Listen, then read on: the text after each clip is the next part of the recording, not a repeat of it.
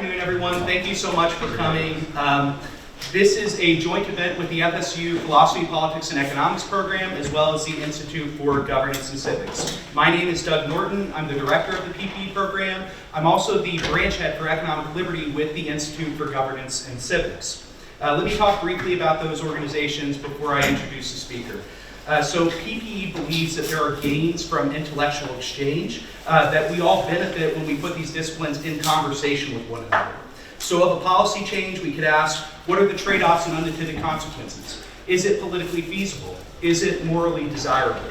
And students really love having these kind of conversations. We started back in 2024, and we doubled in size to 2025. I think that we're probably going to double in size again in 2026. And when you're making decisions about which classes to take in fall 2026, check out IDS 2118, okay? You won't regret it. All right, so turning to the Institute for Governance and Civics, the IGC has a mission to develop the next generation of effective leaders and citizens. This is done through research, teaching, and hosting different kinds of student programming and events. The volume of speakers is impressive. Just this semester alone, there are 17 events with 25 different speakers.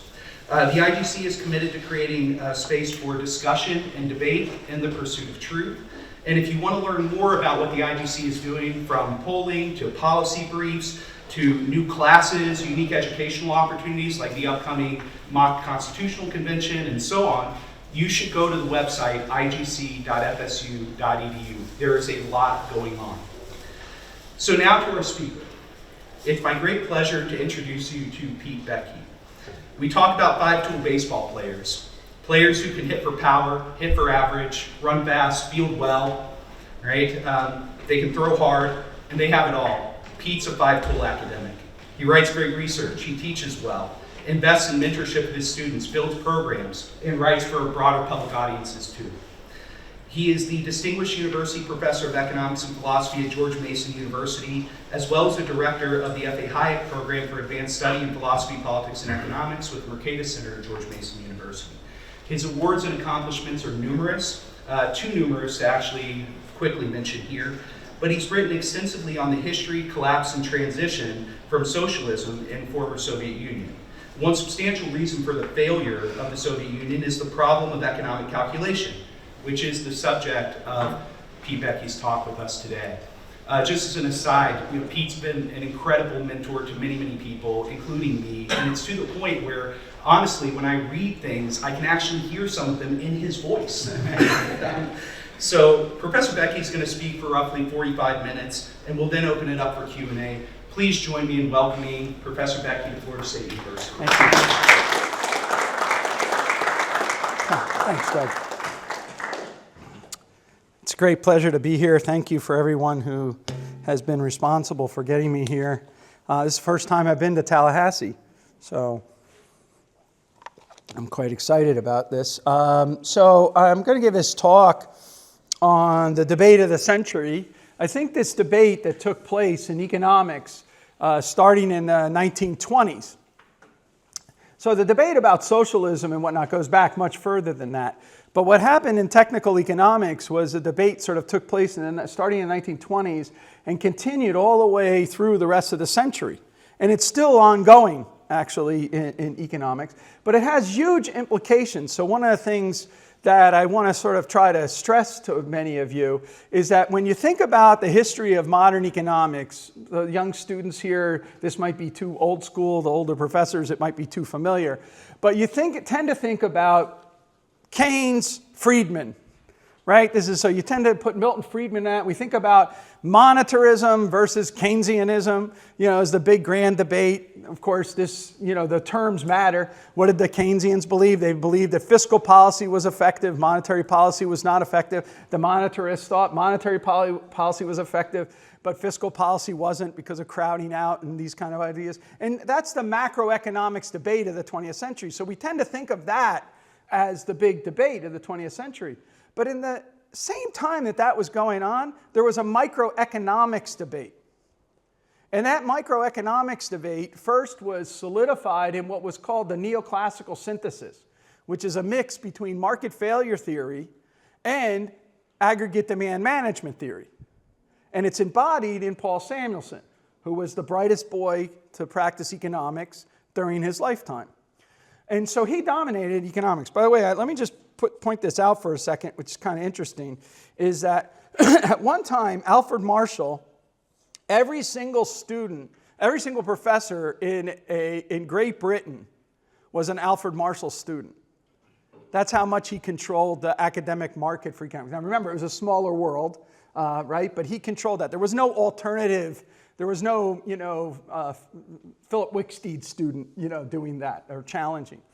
It was all Marshall. That's actually somewhat true of Paul Samuelson. He controlled the principles market with his principles book, and he controlled graduate with his Foundations of Economic Analysis.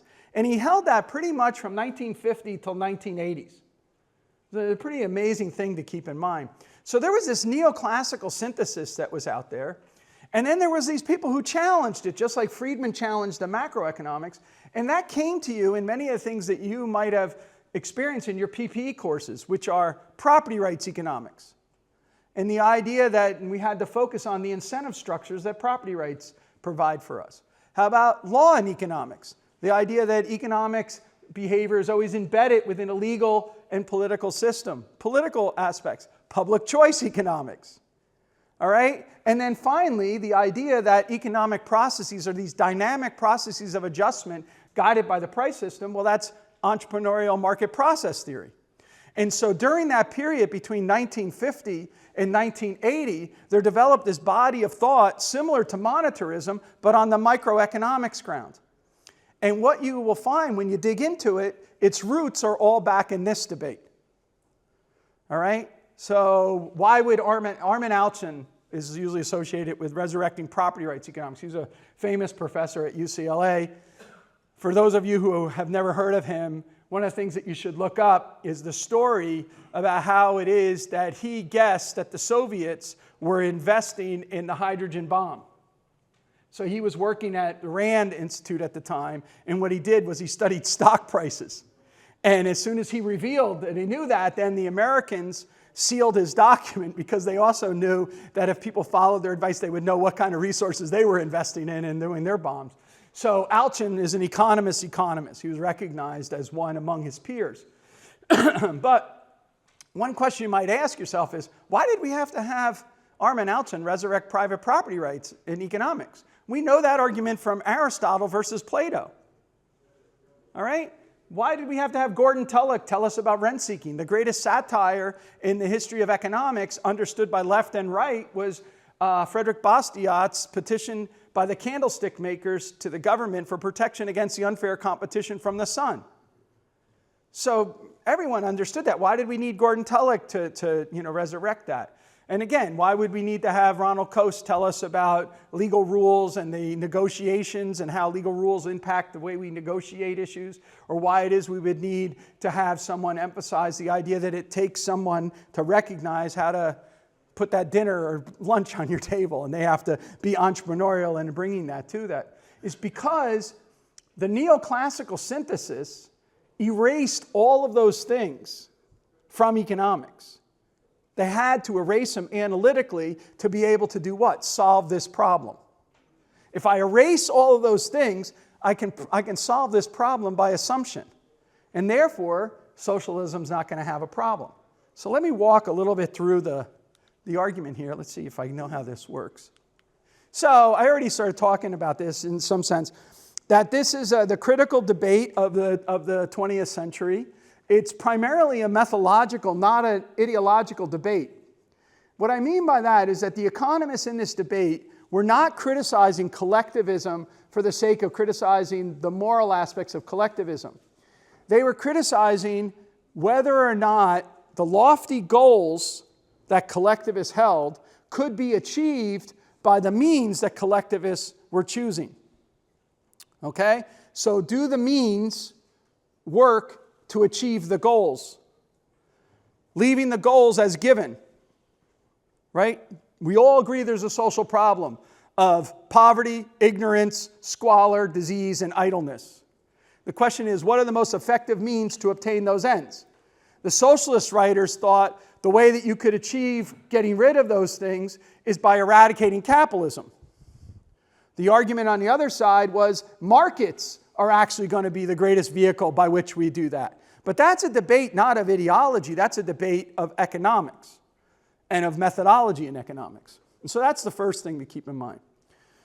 The second thing I already talked about, which is this evolution of these ideas that in PPE you're constantly being inundated with, because those are the economics that give space to us focusing on the political, legal, and social and cultural norms. So the political, legal, and social and cultural mores that impact economic relationships, which is what we're trying to get at when we study PPE and the broader idea, right? Which is that we don't see economics as isolated as a purely technical science. We see it more embedded in its older classical political economy frame of reference. So we want to practice economics like it was practiced between Adam Smith and John Stuart Mill, but with the tools of modern economic reasoning. So they had tools of reasoning for their time. We have tools that we've learned, right? Advanced models and statistical, various sophisticated statistical techniques. And we're going to try to bring that to bear, but we want to bring it to bear on the same kind of questions that Adam Smith to John Stuart Mill were asking. Okay. So these are the economists that did that. The other thing to keep in mind is the background of contemporary history with which this debate took place. It's impossible to do intellectual history without understanding what's going on out the window and what's going on in the journals, right? Economists are always responding to their partners in their scientific disputes. At the same time, they're also, as human beings, responding to the world of events that are outside. And so those world of events impinge on these people. So the individuals that we're all talking about, the World War I, Great Depression, World War II, and the Cold War, they're all living that. They're experiencing that. And those are the kind of questions that are on their mind. If you talk about young people today, maybe talking about economics, what might you talk about? Right? The financial crisis of 2008, right? The COVID, situation, right? The inequality debates. These kind of things. Those would be your background by which you might bring these tools to address. This debate, they're bringing these tools to address to whether or not they can eradicate the social problems through socialist means or not. Joe Stiglitz has a great book. He's a great economist, won a Nobel Prize. He's an economist of a generation ahead of mine. When I was in graduate school, he was kind of the it factor economist along with Bob Lucas. Those would be the two big economists of my time when I was a graduate student. Stiglitz ends his book called Whither Socialism with the question, can we achieve the aspirations of the 19th century socialist with the tools of 21st century economics?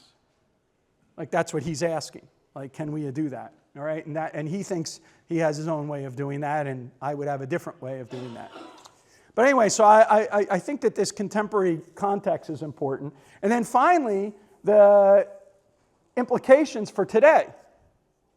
So can this debate have things to tell us about what's going to go on with AI and whether or not big data is a solution to the problem or not? And I want to sort of walk through that argument. Okay, why can't I get this to? Nope, did the same thing again. So let me just check something so I don't keep on doing this every time. There we go. Okay, now I know what I'm doing. All right, this is an article that was in the Journal of Economic Literature, which is one of the flagship journals of the American Economics Association. And it was an article on the issue of having to do with capitalism and socialism. And all I wanted to do was just point to this quote at the end where he talks about the perspectives of all these different ideas of what's happened. And he says, without this debate, mainstream economics would not be as we see it today. So it's not that heterodox economics is only possible because we understand. It's actually mainstream economics. So when you pick up a book and you read about Al Roth and mechanism design theory, understand where that comes from, this debate. Okay? And that's sort of what I'm trying to say in a broader sense of that. So why is socialism so attractive, right? Socialism is so attractive because experience the world as is has social ills. Right? In Charles Dickens's book, right, The Christmas Carol, you know, the ghost of the future has underneath of their gown, right, the two little kids, which is poverty and ignorance, which are the threat of the world, right? And so we feel that. We can see that. We look out in the world, we see that's a real problem. We want to try to address that. The question is that, of course, what socialists tried to argue was that capitalism suffers from an inherent monopolistic tendency. Capitalism suffers from an inherent instability that leads to crises and development. The inherent instability reinforces the inherent monopolistic tendencies. And laissez-faire capitalism is a fiction, because all what the nature of capitalism is state monopoly capitalism. And the late stage of capitalism is therefore imperialism and war. The only solution to this is government as a corrective. So what we want to do in taking on this argument, I'm not going to have a time to do it today, but for all of you students, all right, I'm going to reference two books right now. One of them is a new book out by Sven Beckert. It's called Capitalism, A Global History. And he is the director of the Center for Study of Capitalism at Harvard. And what he does is basically follow the logic of this. And this is his whole story, right? On the other hand, there's a new book out by Don Boudreau and Phil Graham called The Triumph of Economic Freedom. And what they do is they present the evidence in American economic history, not global history, but American economic history. They present the evidence that counters each of these myths, okay? So, again, like I said, I can't, in this short period of time, persuade you completely about the mythologies of this. The fact that I'm using that term tells you where I stand on this. But I invite you to study it. It's an inquiry. By the way, I should point this out. In 2 weeks, we will celebrate the 250th anniversary of The Wealth of Nations. I think it's important to remember the title, An Inquiry into the Nature and Causes of the Wealth of Nations. Smith saw economics as a tool for the curious, and he wanted to invite you into inquiry. And I think that's the way we should always approach all of our subjects. It's an invitation to inquiry, not a catechism, right? It's an inquiry, and we're going to do that. The other thing that's important about that, you've all seen this hockey stick, whoop, right? And our attention is all drawn to right there. Like, whoop, what happened, right? Because for most of history, we were like this, boop, just going along, right? Smith is right here at the beginning. And so his inquiry into the nature and causes of the wealth is because poverty is the national condition of mankind. Wealth is the thing that needs to be explained. For most of human history, we have lived in what would be called extreme poverty. When I was you, sitting in class, all right, 40% of the world lived in extreme poverty. 40%. In 2015 is the first time that less than 10% of the world was living in extreme poverty. That's $2 a day, living on $2 a day. What needs to be explained? The fact that there's still some people that are under $2 a day, or the fact that great billions have escaped, right? When they were writing here in the late 19th century, the success of this was so successful that when you read Alfred Marshall's book, Principles of Economics, on page 2, he starts telling you that the problem is we need to have an explanation for poverty. Right? And what was the puzzle? Think about even Henry George. I understand the names might mean nothing to you, but like just think about some 19th century, early 20th century thinker. The puzzle was poverty amidst plenty. They looked at the world, it went like this, then how come some are still down here? That was the question. When the question before was, how is it we ever went from here to here? Right? And so, sorry, I got it.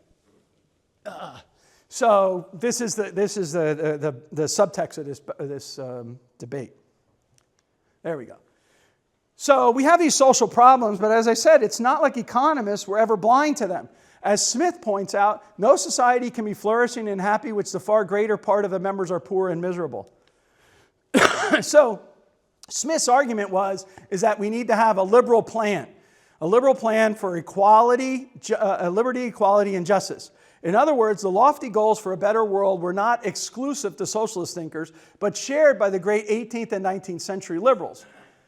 Adam Smith, John Stuart Mill, and then the question just becomes one of means-ends analysis. So economics was never heartless, right? Remember, so some of you have probably heard some criticism of economics.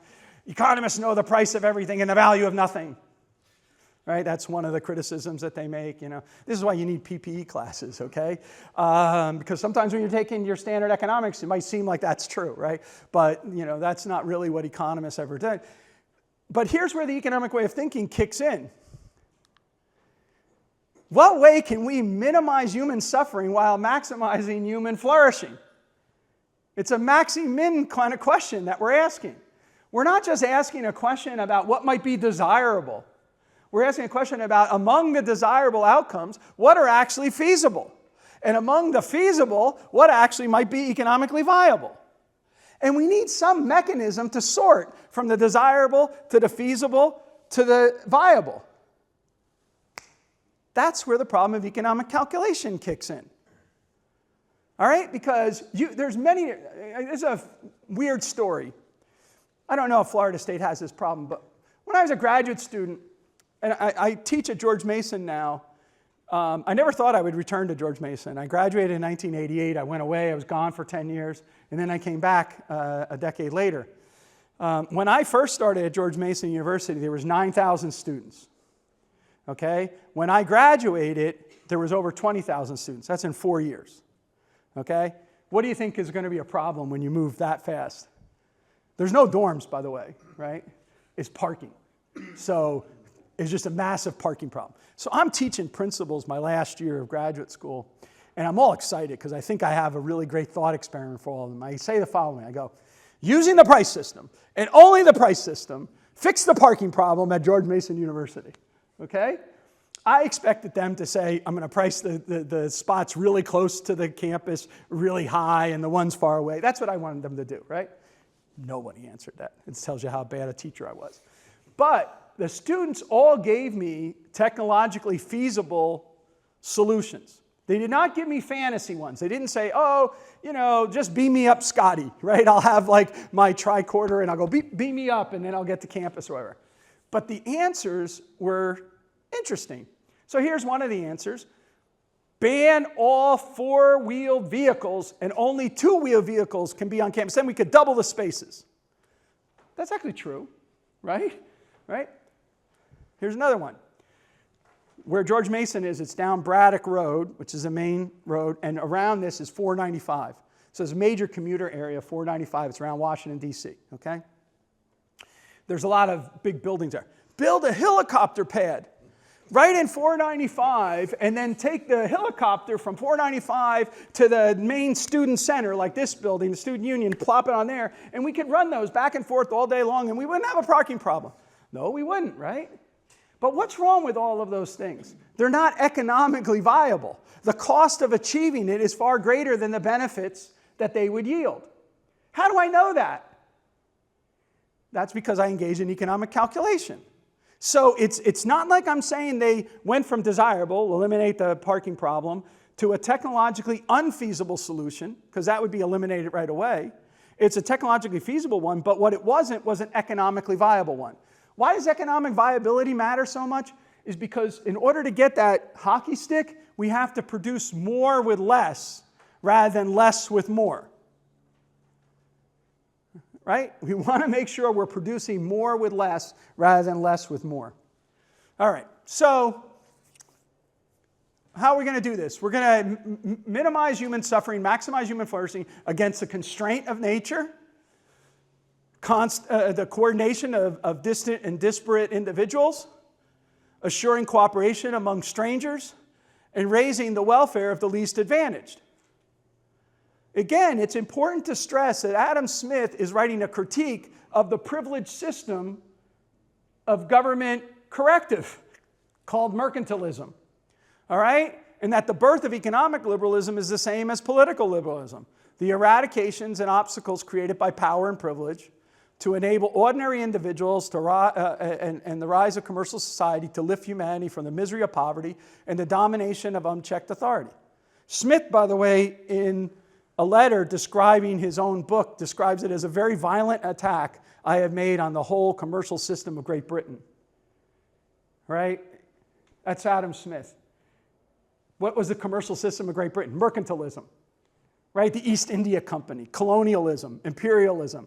That's what Smith is arguing against slavery. Smith is a major critic of slavery. All of these things like that. This is what the liberals were arguing. So why precisely economic calculation? As I mentioned, we need to sort from the technologically feasible production projects to those that are economically viable. That's in order for us to make sure that we produce more with less, not less with more. And so the key issue in understanding this, why I moved from property rights to law and economics to public choice to the entrepreneurial market process, is that the nature of the entrepreneurial market process is such that it's the rivalrous process that generates the knowledge. This issue is going to be very important when we talk about AI, because it's not the case that the problem was computational power. Right? It's not that I'm trying to empty the sand from a beach with a spoon. Okay? It's that the spoon doesn't exist until I try to empty the sand with the spoon. It just isn't there. All right? So it has to be discovered, it has to be utilized, it has to be disseminated. And all in a way that leads to constant revisions and adaptations and adjustments, because the market is constantly shifting in tastes, technology, and resource availability. And our price system, which guides us, our profits, which lure us, and our losses, which penalize us, are part of all of our learning system. So if you attenuate any one of those, you're going to distort the learning process. All right? What socialism promised was an effort to abolish all three, because the roots of those three are private property rights. So if I abolish private property rights, I'm substituting other things in. I still have to deal with scarcity. I still have to deal with trade-offs. The world doesn't get rid of trade-offs. The world that you live in has no solutions. We only have trade-offs. All right? And the question is, how do we negotiate those trade-offs? In a commercial society, the way we negotiate those trade-offs is property rights incentivize us, prices guide us, profits lure us, losses discipline us. And in that process, the very discrepancy between our ex-ante expectations and our ex-post realizations ends up by forcing us to learn and adjust and adapt and move in different directions. And the main issue with socialism was never one of, if the world was frozen in time, could they dovetail to the general competitive equilibrium outcome? Yes. Push all that stuff aside that I told you about. Don't have to worry about property rights, don't have to worry about this, you know. So I'm going to go through this rather quickly in case of time. But first, for the students here, just do this thought experiment. This is a very simple equation from your Finance 101 or Econ 101. It's called a present value calculation. All right, in your head, write it down. Now think about all the background conditions that must be held for me to be able to do that calculation. Right? So imagine that, Jimmy, you make an investment. You're figuring out an investment stream. So I'm going to invest in project A versus project B. You invest in project A, profits start coming to you. I see that. I take a baseball bat, hit you over the head, and now take your profits. Now, when you make your next calculation, and I do it every time that make any profits, boom, like this, right? So are you going to invest in project A or project B, right? You're going to have a different calculation, right? I will invest in a helmet. Yeah, you'll invest in a helmet, right? So security of property rights matter. How about if I did the following thing? So I forget your name, sorry. Valerie, right? So Valerie, we had breakfast this morning, so I should have remembered you, and I apologize for that. But imagine that I said to you, you know what, let's go on a class trip, and we're going to go to Vegas. And what's going to happen is I am going to cover all your losses, but you get to keep all of your profits. All right? Am I going to find you at the roulette wheel or at the slot machine? Roulette wheel. Yes, right? highly leveraged. I didn't know your name was Goldman Sachs.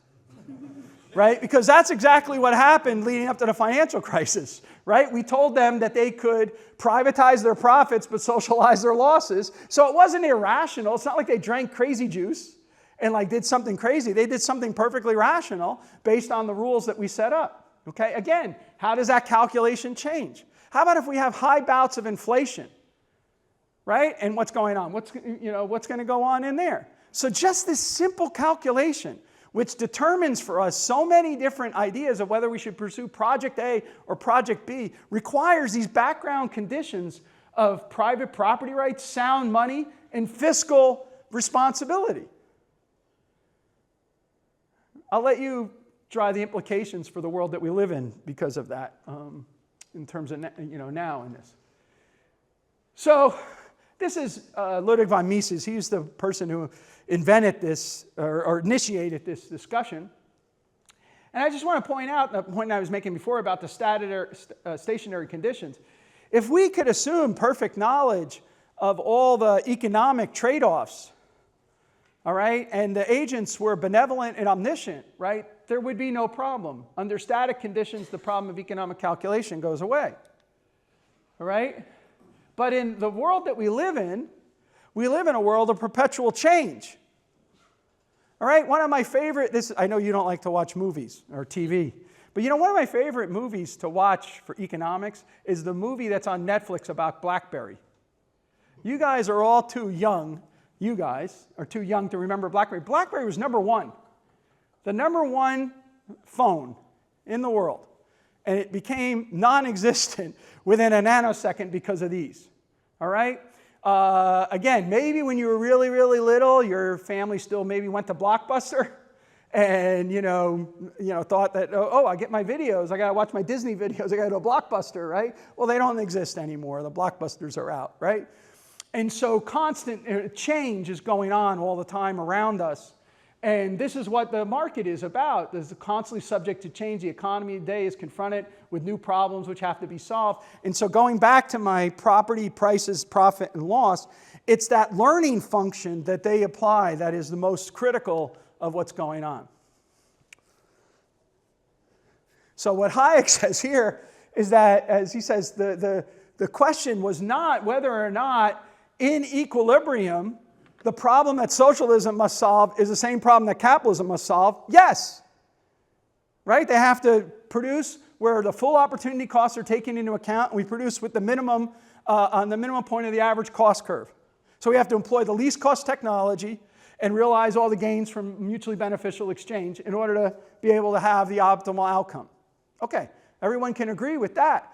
But as he says here, the question that Mises raised was whether or not they ought to apply or whether they could in practice be applied. Not that they ought to be applied, but that they could be applied. All right, you don't need to know this. All right, so the debate goes through the following thing. I got 10 minutes left here. Scarcity and economic action, so the necessity of having to make trade-offs. Property rights, ownership and control and incentives. Prices, information, knowledge about relative scarcity and trade-offs. Profits and loss accounting, and then politics. And all of this is embedded within politics and power relations. And so by granting an individual tremendous power over your economy, you're basically threatening also your liberties. All right, which was Hayek's road to serfdom. So the argument goes from there and that. So summing up the argument, as I said before, is the property provides the incentives, prices guide us, profits lure us, losses discipline us, and this takes place within the legal, political, and social setting. And the very definition of economic rationality is to produce more with less, not less with more. So there was responders, most famous of which is a man named Oscar Lange. And Oscar Lange argued that in equilibrium, the problem of economic calculation can be solved by simply saying state enterprises, price equal to marginal cost, produce at that level which minimizes average costs, and then we'll solve the problem. Because we know what those are. Now, what's tricky about this stuff for economists, so if I just said to you, What do you think is the number one idea in economics when you learn about economics, right? What would you say? Like the most basic thing. You think economics, what's the first word I'm going to hear out of an economist's mouth after that? Equilibrium. Oh, yeah. No, don't tell me that. You've just made me very sad all day long. Incentives. Okay. Even to get to the equilibrium, I need to have incentives, right? So it's going to be incentives. You know what was interesting about this? In these earlier periods of time, incentives were considered off the table. You couldn't talk about them. They were considered sociological or psychological questions because they confused incentives with motivations. That's the problem there that's going on. But this is Abba Lerner. He's also, the person it's the Longa Lerner model. And in this comparison, we must take the theoretical systems, leaving apart such sociological questions as incentives. It's one of the leading economists of his age. And he's telling you, we got to get rid of this. Francis Bacon, who was a famous professor at Harvard, said the goal of economic theory is to derive an institutionally antiseptic theory.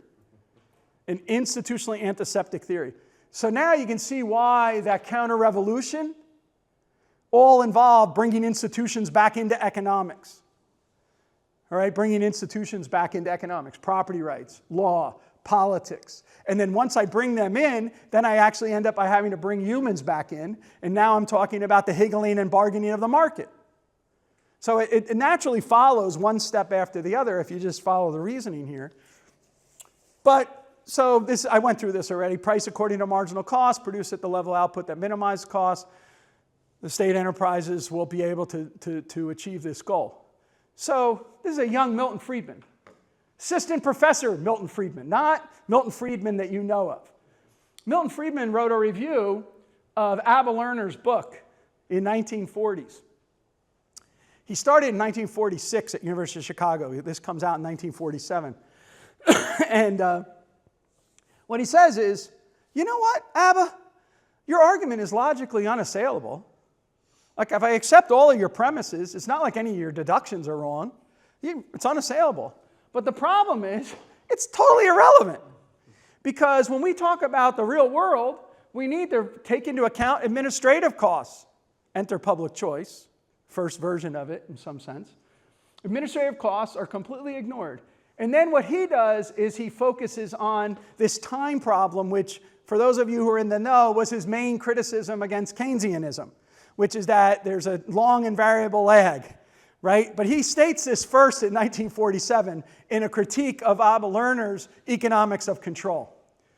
That you have to recognize a problem, you have to design a policy, you have to implement the policy, you have to have the consequences of the policy, and by the time the consequences of the policy are taking place, the problem might have gone away.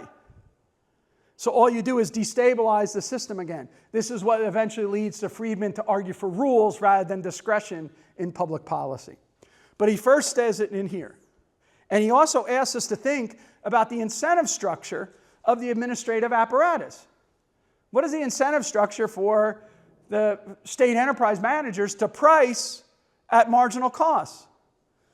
They have control rights, but not cash flow rights. You know what's the closest thing to this? Scalpers for Florida State versus Miami. There's a ticket price, right? The person holds that ticket price. It's there. Do they sell it at that ticket price? They have a control right over that price, right? What are they going to do? They're not going to sell it at that price. They're going to sell it for the black market price, right? Which is going to be what, below? Hey, I have a ticket for Miami. It's worth $50. I'll sell it to you for $10. Has any of you ever had that? No, you didn't have that happen to you. What they say is, here's a ticket. The other day, Duke, right, played Michigan in a basketball game on a neutral site in Washington, D.C. All right? $6,000 for a floor seat. $6,000 for a floor seat to see number one play number three at the time, okay? That's what it was going for. Control right, cash flow. Now apply that to like a Soviet context. If I have a cash flow, a control right, but not a cash flow right, that means that there are going to be costs to the buyer due to the shortage that are not necessarily benefits to the seller. So what is the seller going to do? try to transfer those costs into benefits for themselves. And so that's why they accepted bribes and corruption and all these things like that. So in the 1950s, even before Stalin died, in the Soviet Union, it was a common phrase, Blatt is higher than Stalin. Blatt is higher than Stalin. This is what's endemic to these post-communist societies. They didn't follow those rules, right? They weren't going to follow those rules because they didn't have an incentive to follow those rules. This is the Friedman point. All right. I only have a few minutes. So this is Hayek's criticism back. Professor Norton has the slides. Any of you want to follow through the slides, you can get them from him, and you can ask me questions. Just pboettke@gmu.edu. I'll gladly do it. I have a monograph. I don't know. I sent it to you. Can you distribute it to all of them, the socialist calculation? Yeah. So in the discussions of this point, what Hayek is saying is how to find what is considered the cheapest thing has to be discovered by the entrepreneurs on the spot every day. They have to adjust and adapt and constantly learn from what's going on in terms of their inputs. Think about what's going on right now because of these silly tariffs. All right, there's actually literally on CNBC this morning, there was car manufacturers in UK that were claiming they don't know how much to send to the United States because they do not know what the tariff will be. It's unpredictable, right? Because Trump's unpredictable. We have regime uncertainty in this tariff zone right now, okay? So that affects, how do they learn and how do they discover those things? All right, so as I said, the revolution wasn't exclusively macro. You have Buchanan and public choice. And let's just stick it at that one right now. Buchanan, I know that you have them read some of Buchanan's writings. Professor Holcomb worked very closely with Professor Buchanan. Buchanan, it was a major change in the way we do economics, in the way that he approached it. And my favorite essay of his is called, "What Should Economists Do?" It was his presidential address to the Southern Economic Association. And I recommend that all of you read that to see how he sees the change in economics that must happen. So what have we learned? We learned that what socialists can't do, which is engage in rational economic calculation, capitalist markets do every day. We learned that institutions matter. Why do institutions matter? All right, institutions matter because the incentives matter. All right? And we have to talk about, and those institutions create the environment within which knowledge is discovered, utilized, and disseminated, and revised. Optimality conditions should not be seen as assumptions. They should be seen as byproducts. So what you want to do in economics is not solve for the unique P and Q vector that clears the market. You want to understand the process that brought about that unique P and Q. And in particular, for those of you who are studying this, Walrasian economics is a very bad tool for doing that. It's a very good tool for determining a P and Q vector, but a very bad tool for explaining the process by which the P and Q vector comes about. Why? By construction, no false trades can ever be made in the Walrasian system. You have to have a pre-reconciliation of plans before the auctioneer posts the price. So any of you who have done experiments, okay, you've converged to the Walrasian equilibrium, but you did it through what? The higgling and bargaining in the market. That's the whole point of the double oral auction experiment. You're not a price taker, you're a price maker. And it moves the markets until you clear. That's actually, that simulation that Vernon Smith came up with is a best illustration of what it is that we're trying to talk about here, because it's this higgling and bargaining in the market, all right, and responding to the rewards and being penalized by buying, you buy low and sell high, you get a reward. You buy high, sell low, you get penalized, all right? And then that's going to end up by leading to the convergence. So that's what we want to do in our economics. The knowledge that economic actors utilize is knowledge of time and place, and thus it's contextual, which means it's always embedded within this political, legal, and social context. And I'm not going to do the last one, but I'll do this.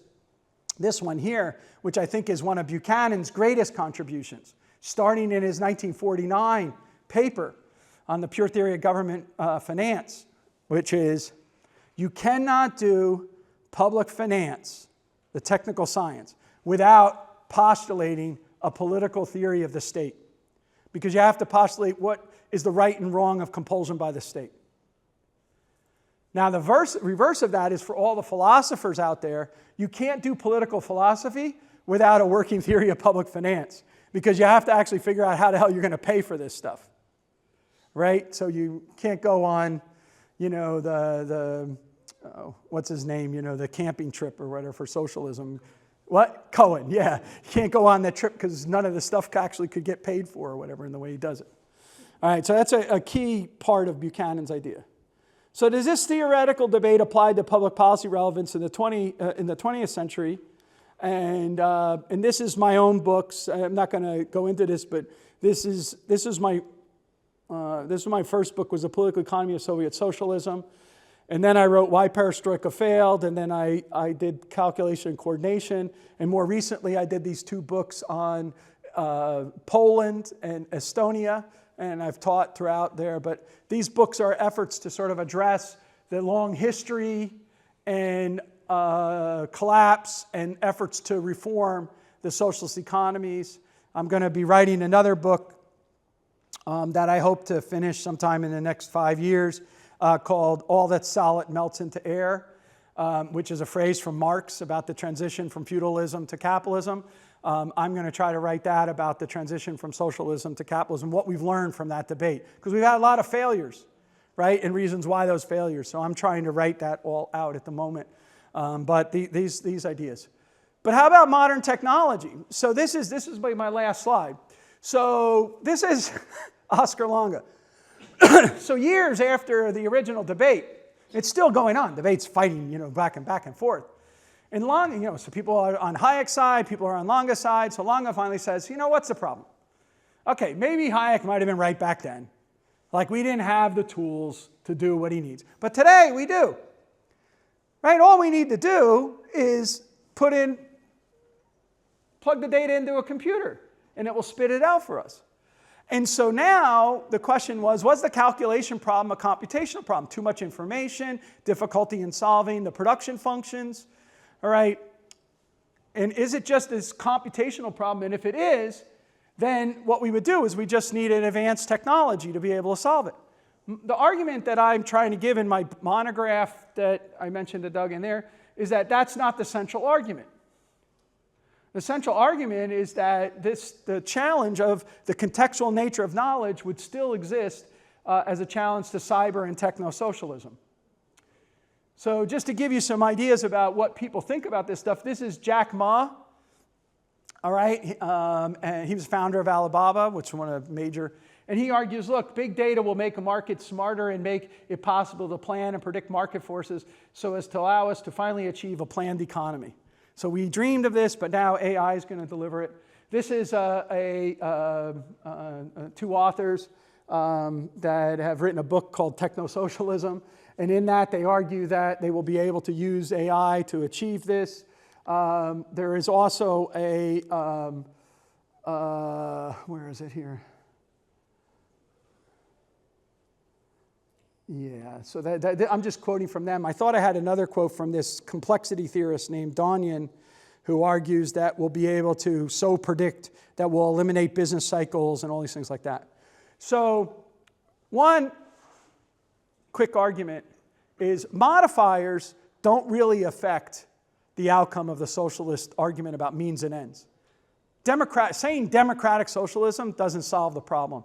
Because one of the things you have to remember is, why were the Soviets, right? What was the Soviet? The Russian term Soviet means worker councils, right?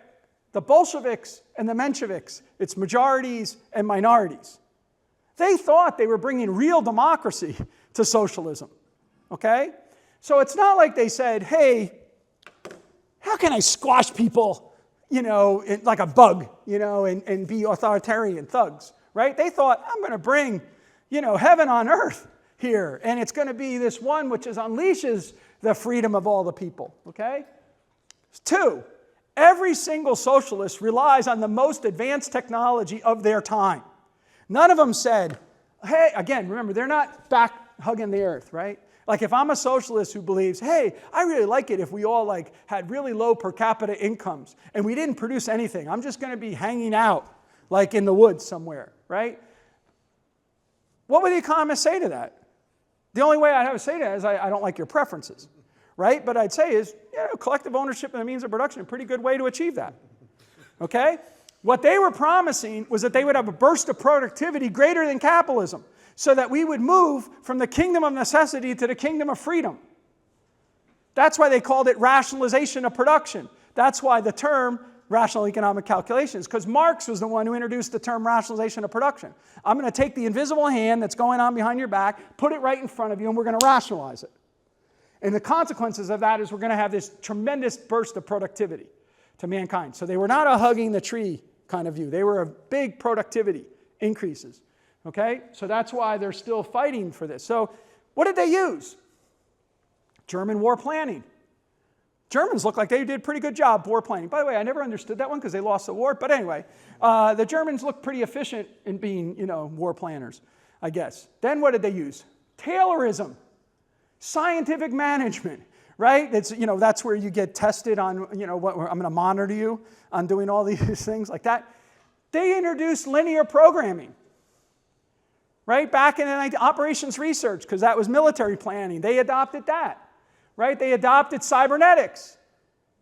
All through all these years, right? They did all of whatever was considered the advanced technology, and they constantly ran into an achievement gap. So the new promise is not necessarily new. It's been a promise forever. And so the question you have to ask is, back to the means-ends analysis of socialism. Are these means sufficient to obtain these ends? Are they going to overcome the problem of incentives? Are they going to overcome the problem of information? Are they going to overcome the problem of innovation, adaptation, and adjustment? And so one of the things to think about with regard to AI is very, very good in fixed parameter settings. Okay? So it can play chess really, really well. But chessboard has what? Only so many spaces, and each of the pieces on the chessboard have very defined roles. How about if that bishop said, you know what, I want to be a queen? That's us, right? So when we go to human beings, what we talk about is what's called a wicked learning environment, not a kind learning environment. AI is amazingly good at kind learning environments and has been very clunky and not that good at wicked learning environments. Now, you might say, oh, well, that's just a technological thing. Wait 5 years, 10 years, or whatever. And that may, in fact, be true. But if you look at that, remember that we've been talking about all the way back to cybernetics is back in the 1950s, and the promise was there. And then a promise there, and a promise there, and a promise there. It's continuing promise, but yet there's still this achievement gap. All right, so does this mean we have to accept the world just as is because the socialist aspirations can't be achieved through socialist ends? I would argue no, right? The reason that is that the common sense of progress is that when we unleash the creative powers of a free civilization, when we unleash the fact that you can say as a bishop that you'd rather be a rook or if you're a pawn and you'd say you'd rather be a pawn, you'd rather be a king, rather than being frozen in that role. And we unleash that creative forces of free society. What happens is we end up by having the material means to address all of our major social issues. So the wealthier we are, the better we're able to address issues like climate and everything else. So we can have very lofty goals. We can strive to improve the world. But the way in which we're going to improve that world is by unleashing the creative forces of free citizenry rather than having control. And so if you had one takeaway from what I want to try to get across to you, is that there's a huge difference between saying that ordinary people can achieve extraordinary things if just given freedom, from saying that extraordinary people can do extraordinary things if given power. And I think that the ordinary people achieving extraordinary things has far outstripped the ability of extraordinary people with power to do things. So liberty is going to be the key component, and that includes the whole issue of the security of property, the transference of that property by consent, and the keeping of promises embedded in a rule of law. And so those are the secrets that we're looking at when we talk about the inquiry into the nature and causes of the wealth of nations and why it is that some nations are rich and other nations are poor. Okay, I went a little over, but thank you.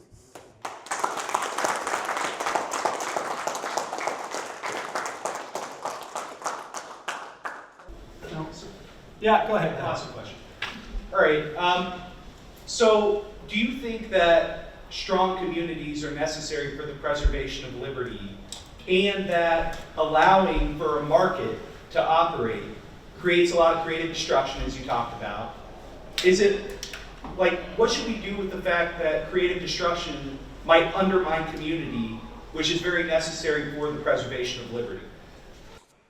So I think that one of the really important things to keep in mind from a Tocquevillian point of view is that civil society is a bulwark against the state. And the civil society is chopped into two parts: the private sector, commercial society, and the civic association part of our lives. And that together is what's the bulwark against the state that makes democracy actually operate. A lot of people get confused and they think of civil society in opposition to the market. And this, in fact, drives people who are traditionally concerned with like communitarians, but also national conservatives today, right? That are worried about the fact that the market doesn't have that liberal society doesn't have a teleology, right? And we're going to have a teleology. And my own view on this is that what we need to do is we need to empower civil society. Remember that Tocqueville in the Democracy in America only uses the word hero, is only used once, and it's towards a trader, commerce, guy who's a shop owner, okay? So what we need to do is we need to unleash both of those to go in together with one another. And we've seen that in work that we did at George Mason on Katrina and other crises, is the role that civil society played in helping rebuild that and whatnot. We see that in an initiative that the group called Stand Together is working on right now, which is about bottom-up community answers to problems. I think one of the real problems that we have with any of those is that unless the people involved understand that the self-governance components, what they'll do for scalability is they'll eventually turn to the state. All right? And they turn to the state to help grow it bigger and bigger. But when they grow it bigger and bigger, it might lose its essence of what it was before. But you're asking a kind of a different question, which is about the disruptive aspect. So when we invented the electric light bulb, that put out the whalers in New England. So what happens and how does that all transition? When we have a disruption because of AI of all of these jobs, what's going to happen in terms of that? So I'm going to try to respond in a way that's not necessarily as directly sympathetic as it should be in some sense. Because I think the number one thing is that we suffer a lot from a lump of labor fallacy. That is, we think there's a finite number of jobs. And when those jobs go away, there's no other jobs. But I think of what jobs exist today that never existed 50 years ago, and what jobs 50 years ago are no longer available. Right, here's one, right? The elevator man. Right? It's a job. It was a career. You could be an elevator man, right? Right? Here's another one. The older people here will remember this, but the younger people, maybe you got on YouTube and you heard of this thing called Saturday Night Live, right? In the old days, it was funny, right? So you have to go way, way back, right? But there was this one woman on the show. She was one of the original comedians, and she used to do a telephone operator. Right? She would be the one connecting you, and she couldn't hear that well, so she would always screw up the connections, right? But that was a job. My mother-in-law had that job. My mother-in-law worked for Bell, putting the telephone switch person. Okay? That doesn't exist anymore. All right? So these new jobs come about. So to me, I think, and I can't imagine what they'll be. Right? Like, that's the thing. Like, none of us can imagine. I was fortunate enough to know a man named Paul Hayne. He's a brilliant economic educator. And when he got ill, he asked me if I would take over his textbook. And so we kept the textbook going after he got ill. But one of the things that we put in the textbook is a list of all of the great forecasts by experts that proved to be stupidly wrong. Right? Decca Records. No contract to the Beatles. Guitar music's going out of fashion anyway. No one's ever going to listen to them. Right? Fred Smith, founder of FedEx. What did his professor at Yale give him? A C on his business proposal for FedEx. Got a C. It's an interesting idea, but it's not going to, it's totally impractical. Right? Bill Gates. Who would ever want more than 64K? Right? IBM. No one will ever have a need for a personal computer.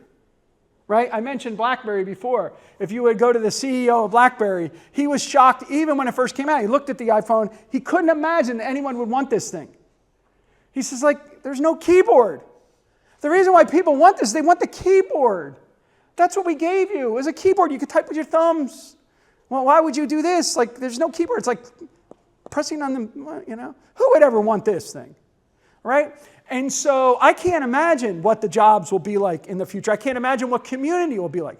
So here's the thing. I know Jimmy likes, Robert Putnam. But here's the issue with Putnam's data in bowling alone, is that he looks at things like bowling leagues and stuff like that. What he didn't look at is other forms of community that have evolved. So yes, we're not bowling as much. We're not like the Flintstones and we're going to the lodge and, or Ralph Cramden or whatever doing that. But what do? We're in other kind of communities. We're on online communities, which he's completely ignored, right? But also other kind of things. So community always finds its way. No doubt, I'm a grandfather now.